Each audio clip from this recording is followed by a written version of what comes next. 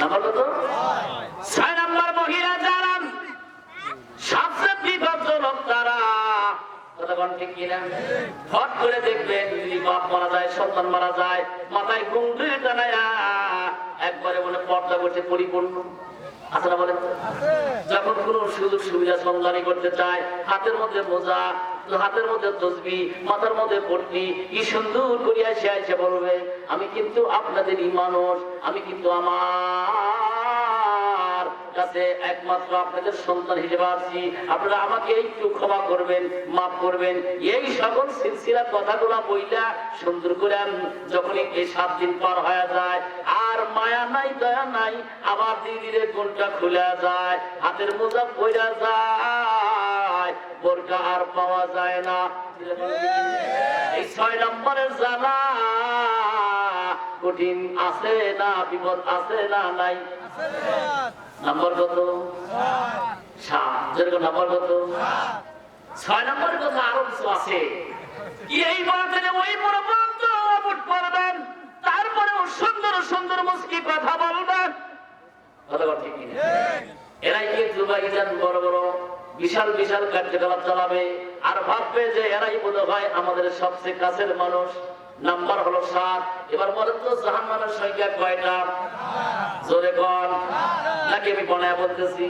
তাহলে মিয়া মানুষের serial number 7, জাহান্নামের সংখ্যাও 7। মিল আছে না বলেন? খাবের খাপ মন্তাদের বাপ, মিলে গেলি বাপরে বাপ। এবার 7 নাম্বার মহিলা কারা তা কি জানেন?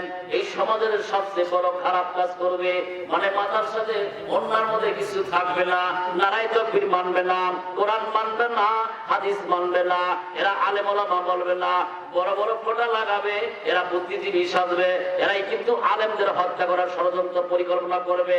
আর সামনে এরকম একটা করে অন্না দিয়া এরকম করিয়া আপনার সুন্দর করে মালা বানায়া, আর পুরুষেরা পিছনে থাকবে, ওরা ওরকম করে মিছিল করতে থাকবে, আর ওরকম করে ভাইজান দেশের অন্যায় করবে। সুন্দরী রূপসী গুলা সামনে সাজায়া দিবে, আর আপনার পিছনে পিছনে তারা আসবে।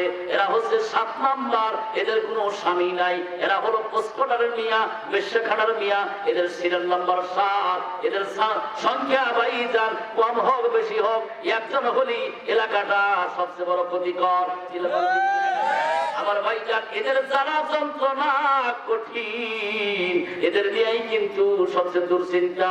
7 নাম্বার মহিলা, এরাই কিন্তু জাহান্নামের কড়ি হবে, এরাই কিন্তু দলে দলে জাহান্নামে নিয়ে যাবে। মন খারাপ করছে নাকি? আগামীকাল তো আবার আমি আসি, এই জন্য বাকি অংশ যেটা আরো কিছু কথা আছে, সেইগুলো কথা ইনশাআল্লাহ বাকি অংশ শেষের থেকে আরো বলার চেষ্টা করবো ইনশাআল্লাহ। এতক্ষণ যে কথাগুলো শুনলেন, মন খারাপ করলেন? কথা শুনে মন খারাপ করবো তারা কোরআন মানে না যারা। কথা বল ঠিক না? কোরআনের কথা শুনে যদি কারোর মনের মধ্যে চুলকানি হয়, দেখবেন তাহলে বুঝতে হবে ওরা হলো টাটকা শয়তান। চিল্লাবার ঠিক না?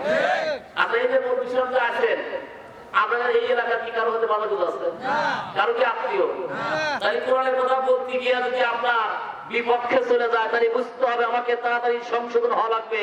যদি মুসলমান হও, যদি ইমানদার দাবি করতে চাও, যদি তুমি আসলে জান্নাতে যেতে চাও, তাহলে তোমাকে সংশোধিত মুসলমান হওয়া লাগবে। কি বলে ঠিক কিনা? আর যদি আপনি তা না করেন, যে এই বক্তা করতে আছে, রে বক্তাকে ধর, বক্তাকে মার, তাহলে বুঝতে হবে এটা হলো টাটকা শয়তান। চিল্লাবার ঠিক কিনা? তাহলে এই টাটকা শয়তান গুলো এখনো সমাজের মধ্যে যদি থাকে, ওদের জন্য দাওয়াত হচ্ছে, হেদায়েত যদি আল্লাহ নসিবে রেখে থাকে তাহলে সংশোধন হও। অন্যথায় ঘুঙ্গুর দিয়া, টুপি মাথায় দিয়া, পাঞ্জাবি গায়ে দিয়া মসজিদে মসজিদে তসবিহ টেনে কাম হবে না। জনগণ তোমাদের চেহারা ভালো করে চিনে রেখেছে, আল্লাহ চেনে, চিনে ঠিক না?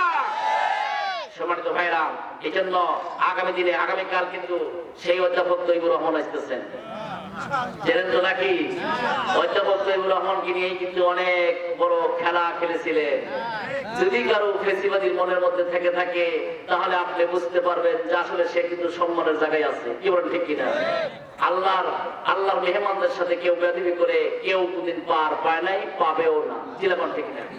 এই জন্য সম্মানিত ভাইরা, কালকে লোক আরো বেশি করে নিয়ে আসতে হবে। সবাই রাজি আছেন তো? ইনশাআল্লাহ আল্লাহ তৌফিক দিলে উনি কালকে আসবেন। আমরা দোয়া করি আল্লাহ পাক যেন হুজুরকে সুন্দরভাবে আসার মতো তৌফিক দান করে। আল্লাহুম্মা আমিন। আমি যে কথাগুলো বলেছি জনপ্রতি 10 জনকে দিলে শিখবে। হ্যাঁ, আজামাত আল্লাহ মাদ্রাসা পড়ে দিবে ইনশাআল্লাহ। জনপ্রতি 10 জন করে লোক দাওয়াত দেওয়ার নামাজ পড়ে ভাই বলেছে। আপনারা সেভাবে দাওয়াতি কাজ করে সকলকে নিয়ে আসবেন ইনশাআল্লাহ। আরে আলেম খালি ফাঁকেতে নিয়ে এসে যাবে না, এলাকার আলেম তৈরি করার জন্য একটা সুন্দর ব্যবস্থা করবেন। কি বলেন ঠিক কিনা? এই যে সামনে ডিসেম্বর মাস মানে শেষ হয়ে যাচ্ছে, সামনে ছাত্র ভর্তি চলতেছে না? ছাত্র ভর্তির সময় আমি তো নিজেও পাড়া করে ঘুরছি। আমার ছেলেটাকে স্কুলে দিয়ে দিচ্ছি, অমুক জায়গায় দিয়েছি, তমুক জায়গায় দিয়েছি। এই যে কার্যকলাপ গুলা, এগুলো আপনারা বন্ধ করেন। কারণ আপনারা সুন্দর করে একটু দেখে শুনে এরা ভালো জায়গায় ভর্তি করেন। আমি আপনাদের যে ফাজিল মাদ্রাসা আসছি, ফাজিল মাদ্রাসায় ওখানে অনেকেরই একটা সিরিয়াস ওখানে আমার ক্লাসই হয় নাকি কি হয় নাকি, কিন্তু আসলে আমি দেখেছি অনেক ভালো ভালো হুজুর ওখানে এসেছে। যে সকল শিক্ষকরা অত্যন্ত সুন্দর, নতুন এক স্টাফ যারা সরকার থেকে পাঠিয়েছে, এরা কিন্তু অনেক দক্ষ। একদিকে হাফেজ, অন্যদিকে কামিল পাস, আবার ইংলিশে অনার্স মাস্টার, এরকম স্যার অনেক কথা আছে। আলহামদুলিল্লাহ বলেন। যে বাড়ির থেকে যায় আপনার ওটা বিয়ে পাস করতেছে, ইংলিশ শিখবে, আরবি শিখবে, আলেমও হবে, এ দুনিয়ার ইনকাম করার জন্য, বড় উচ্চ শিক্ষা করার জন্য বিশ্ববিদ্যালয় যেতে পারবে। তাহলে আপনি সেই শুধু খাসার করবে কেন? এই জন্য এখনো সময় আছে। অনেকের কাছে গেলে হুজুর আমার ছাত্র কাগজ প্রতি অমুক জায়গায় দিয়ে দিচ্ছি, কিচ্ছু না, এখনো ভর্তি চলবে আপনার জানুয়ারি মাস পর্যন্ত। এই জন্য আপনারা সিদ্ধান্ত নিয়ে আল্লাহ তৌফিক দিলে যারা গরিবরা তাদের জন্য সর্বোচ্চ ছাত্র হবে, আপনারা সেখানে ছাত্রদেরকে ভর্তি করবেন ইনশাআল্লাহ। আল্লাহ পাক আমাদেরকে কবুল করুন, আল্লাহুম্মা আমিন। এই কথাগুলো যে বলেছি আগামীকালের বাকি অংশ বলার চেষ্টা করবো ইনশাআল্লাহ। আপনাদেরকে সুস্বাস্থ্য কামনা করে আমি আমার আলোচনা এখানে শেষ করছি। আল্লাহ হাফেজ। আসসালামু আলাইকুম ওয়া রাহমাতুল্লাহি ওয়া বারাকাতুহু।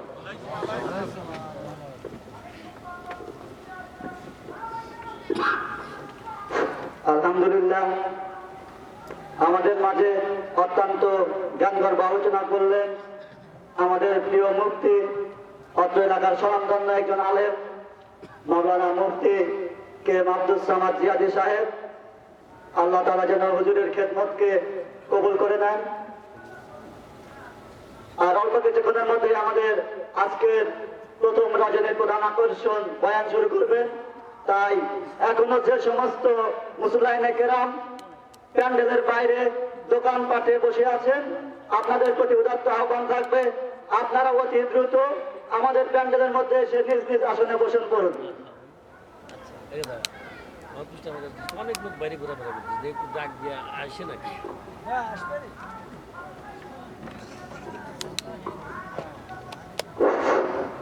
বিসমিল্লাহির রহমানির রহিম। আসসালামু আলাইকুম। আমি বাহিরে অনেক ভাই ব্রাদার মুরব্বী আপনারা এলোমেলোভাবে ঘোরাফেরা করছেন, আমি আপনাদের পায়ে হাত দিয়ে বলি, আমাদের আজকের যিনি প্রধান বক্তা মাওলানা তারিকুল ইসলাম পাবনা, উনি আমাদের মঞ্চে এসেছেন। উনি ওনার গুরুত্বপূর্ণ তাফসীর ইনশাআল্লাহ 2-1 মিনিটের মধ্যেই শুরু করবেন। এই জন্য ছোট ভাই ব্রাদার, সমবয়সী মুরব্বী আপনারা যারাই আছেন, আমি আবারও আপনাদের পায়ে হাত দিয়ে বলছি, আপনারা প্যান্ডেলের ভিতরে এসে বসেন এবং এই জালসাকে সাফল্যে মণ্ডিত করুন। আসসালামু আলাইকুম।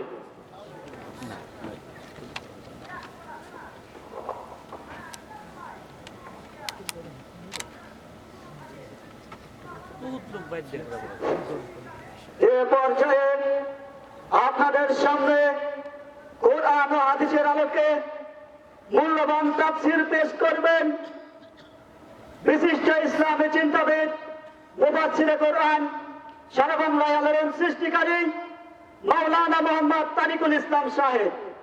হযরত মাওলানা মোহাম্মদ তারিকুল ইসলাম সাহেব আরবি প্রভাষক শাহ মুখলেসুর রহমান আলিয়া মাদ্রাসা পাবনা। আমি হুজুরকে তার কোরআন ও হাদিসের আলোকে মূল্যবান ওয়াজ পেশ করার জন্য সবিনয়ে অনুরোধ করছি। আসসালামু আলাইকুম।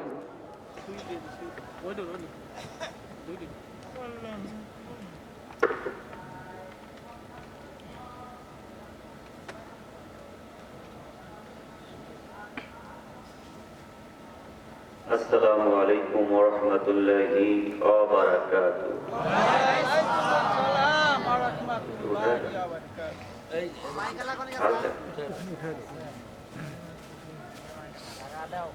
আপনারা ভালো আছেন? আলহামদুলিল্লাহ।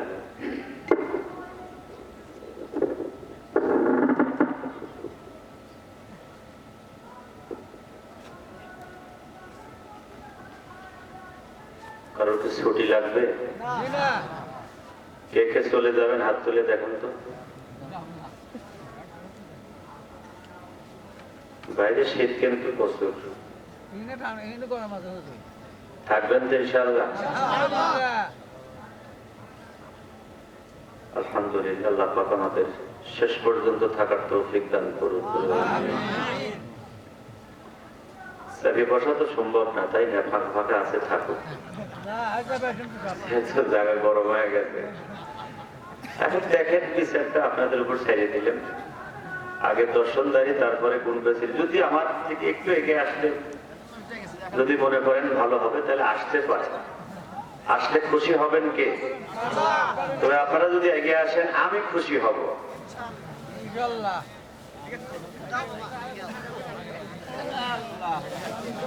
যারা সাইডে একটু আলো আধারে আছেন একটু সলকে আসেন।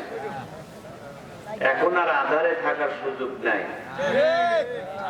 হুজুর ভোট অনেক আছে, কিন্তু দাবা ভোট, দাবা ভোট তো প্রকাশ পায় না। উনি হচ্ছে সুবিধাবাদী। আমার বিশ্বাস এখানে যারা আছেন এরকম দাবা ভোট কেউ নাই, সবাই একেবারে দিবালোকে প্রকাশিত আল্লাহর সৈনিক। আমরা কার সৈনিক?